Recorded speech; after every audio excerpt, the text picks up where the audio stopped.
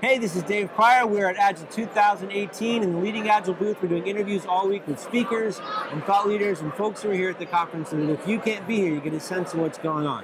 And I'm very excited about this because my first project management mentor, Bob Tarne, is here. Bob, thank you for coming. Sure. So when I got started with project management, Bob's the one that helped me figure out what the hell I was doing and sucked me into the PMI vortex. But now we're here at the Agile conference, so things have gotten better. So we're doing a talk tomorrow, which is Tuesday, at 2 o'clock, called Agile Road Trips, Lessons from a Coach at Toyota. Yes. And I'm assuming that many of people out there like me would look at the word Toyota and go, what the hell? That's where all this crap came from anyway. You would think. You would think. So what's going on? There's a definite difference between what was going on in the manufacturing side of the house and what was going on in the IT side of the house. And okay. A number of reasons for that, which I get into in my talk tomorrow. But one of the biggest issues was the fact that they use a lot of contractors, and 80% of their IT department is outsourced and contracted. So they don't have the same level of engagement. They don't know the Toyota way. Okay. So, as a good example, they were when they first went through their Agile transformation, Scrumming came, taught them Scrum. They went through the coaching with Scrum and started doing Scrum very by the book. Okay. And I got in, I was working with one of the squads, and I'm looking at them and saying, Kanban would work better in this situation. And they kind of looked at me like, wait, we can use Kanban? I'm like, it was invented. Toyota. So here I was at Toyota teaching people how to do Kanban. That had to be really weird. Yeah. Wow. So what? I mean, I'm just curious. What was it like to walk in there and find it? Yeah, it was just. I mean, because like you, I knew the Toyota TPS and what they invented, and it was just a bit of a different world on the IT side. Okay. So what? I was assuming it was because they're America and it's an America-Japan thing, but it's just more. It's more IT as opposed to manufacturing. They're doing the Toyota way in the plant, and I did a tour of the plant and saw people pull the Andon cord. That exists, but there's a little bit of a culture thing there that I lived in Japan and worked there in the past, and the culture is different. Okay. And you can't teach the culture to people. It's just, the idea of we want to do the honorable thing. It's more resonant in Japan than it is. It's a different. It surprises me that people wouldn't be familiar with like the Toyota. I know when I taught at Walmart, they made me read the Sam Walton book. I would assume that. I guess people would invest the time in it. No, they taught the contractors Scrum and stuff, but they're careful about how much training they provide contractors because they get into a... Yeah, I didn't mean it as a diss at Toyota. I'm kind of dissing on the contractors that didn't take the time to learn. They would know that going in. Yeah, no, and the people there, none of them knew Scrum before Toyota started going through the transformation. They were all waterfall people, all the contractors. So they made that transition? Yeah. Okay. So they did train the contractors on Scrum. Okay. But then it was, they didn't really have the Toyota way part of it down. What about from the management level down? You're talking about working with the squads. You've still got leadership and support for that. Do they have to go through transformation as well, or are they a little bit more in sync with? Well, that's kind of interesting too, because the Scrum Masters were contractors, and they went through the training. They did product owner training for the product owners who were Toyota team members, employees. Okay. But then there wasn't a lot of coaching provided at that level and above. Part of it was a psychological safety issue. Yeah. That the Scrum Masters as contractors didn't feel comfortable pushing it, and in good reason, because when I was there, I saw 3 different occasions where a Scrum Master was just gone.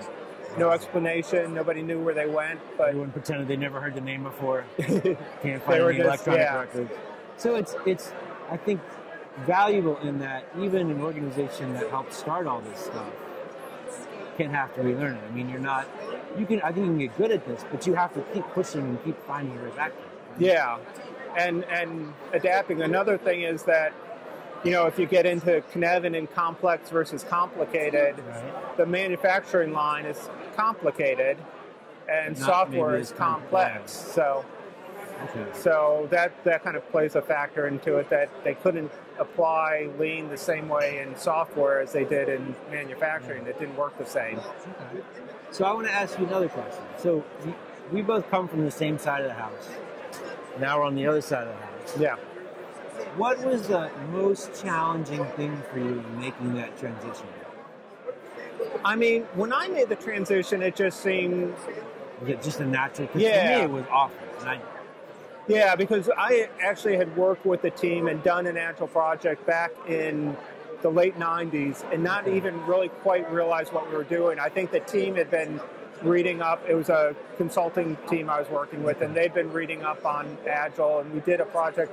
We did 1 week sprints. We met with we didn't call them a product owner, but our sponsor. We met with them every Friday, showed them what we built, and I saw how that worked. And so when it came back to doing... So you got the proof first, whereas to me it was just a bunch of developers yelling at me saying to stop doing the cancer. Yeah. So I saw it working well, okay.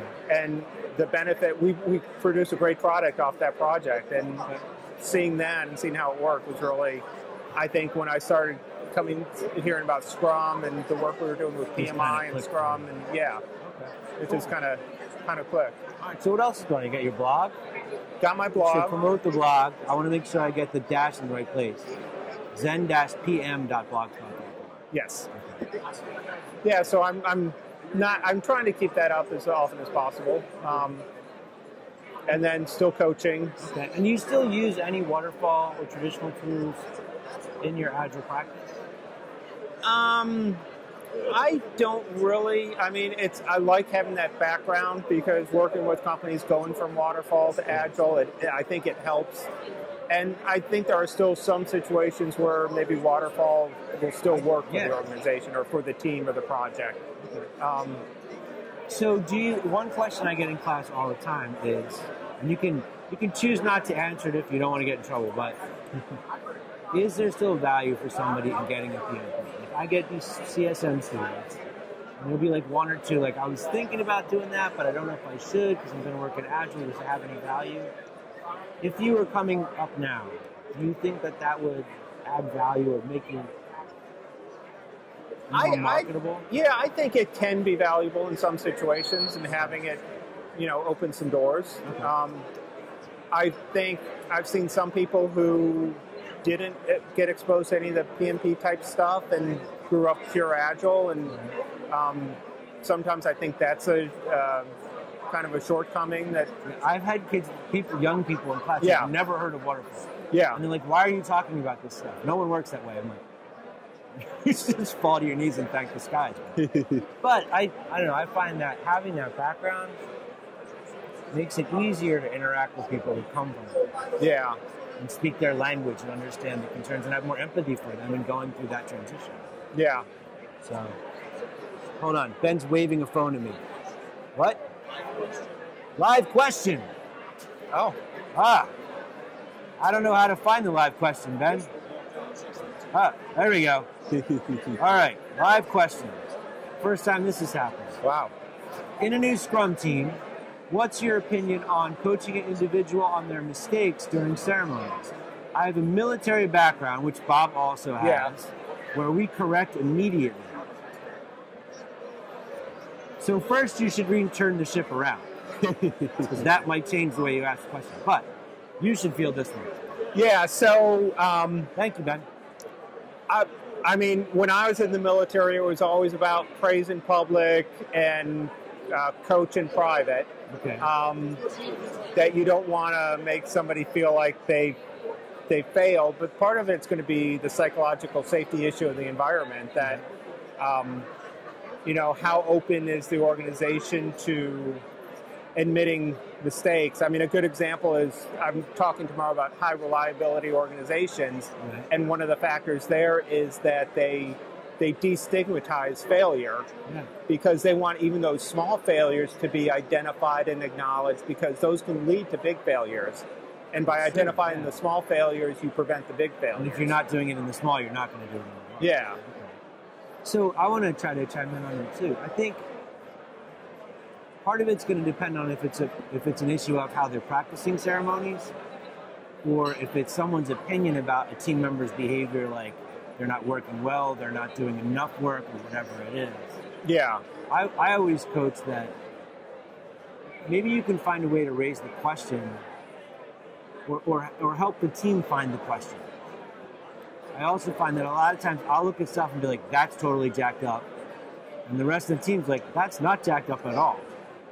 So you have to be careful. Yeah. It really depends on the situation and what the issue is. I mean, if it's, as a good example, if you're in the middle observing as a coach the stand-up, and one of the people starts talking too much about a problem, you want to cut them off right there and say, no, this is the stand-up, and we can parking lot the issue.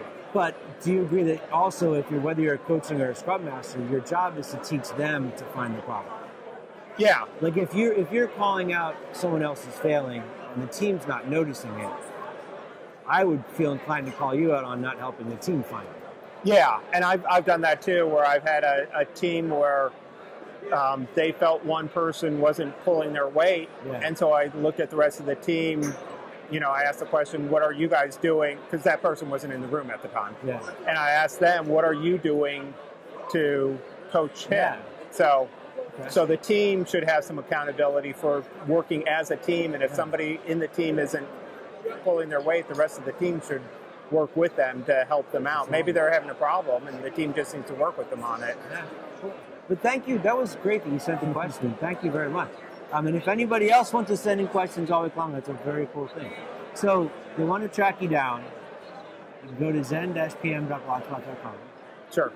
B Tarne on Twitter. Yeah. Tarne. LinkedIn, I'm assuming. Yes. Any other? That's the main points. Okay. Well, good. Thanks for coming by. All right. It's really good seeing you. Yeah. So keep watching all week long. We're going to be doing interviews every day this week. Thanks.